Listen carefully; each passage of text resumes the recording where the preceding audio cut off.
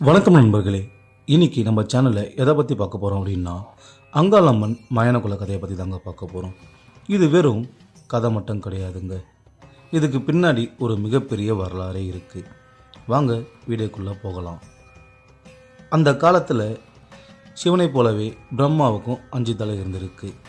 தனக்கும் 5 தலை இருக்குன்ட்டு பிரம்மா மிகவும் ஒரு ஆணவத்தில் இருந்திருக்காரு. பிரம்மாவுடைய ஆணவத்தை அடக்கிறதுக்காக சிவன் பிரம்மாவுடைய 5வது தலையை கிள்ளி எறிஞ்சிட்டாருங்க. அந்த கிள்ளி எறியப்பட்ட தலை சிவனுடைய கையிலேயே ஒட்டிக்கிச்சு. இதனால தான் சிவனுக்கு பிரம்ம அஸ்தி தோஷமும் வந்ததுங்க. உலகுக்கே படியளந்த சிவனால் தனக்கு ஒரு வாய் உண்ண உணவின்றி ரொம்பவும் கஷ்டப்பட்டாருங்க. அதற்கு காரணம் பிரம்மாவுடைய அந்த திருவோடு தான்.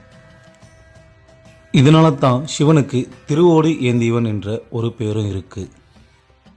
சிவனுக்கு வழங்கப்படும் உணவுகள் அனைத்தையும் இந்த திருவோடை உண்ணுவதால் சிவன் மிகவும் வேதனையடைந்தார். இதையெல்லாம் பார்த்து கொண்டிருந்த பார்வதி தேவியோ மிகவும் வேதனையடைந்து தன் அண்ணனான மாயவனிடம் ஒரு ஆலோசனை கேட்க சென்றார். மாயவனோ பார்வதி தேவியை அங்காள ரூபம் எடுத்து சிவனுக்கு பிடித்த உணவினை 3 பாகங்களாக சமைத்து சிவனுக்கு உண்ண கொடுக்க கூறினார். அதன்படி சுடுகாட்டிலும் மயானத்திலும் சுற்றித் திரிந்த சிவனுக்கு அங்காளம்மன் ரூபமாக பார்வதி தேவி உணவை எடுத்து சென்றார். எடுத்து செல்லப்பட்ட உணவுகள் 3 பாகங்களையும் சிவனின் திருவோட்டில் அங்காளம்மன் ஒன்றாக போட்டார்.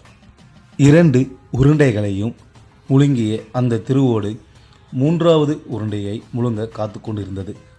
அப்போதுதான் இந்த 3வது உருண்டையை திருவோட்டுக்கு அருகில் எடுத்து சென்று அங்காளம்மன் தரையில் போட்டு விட்டார்.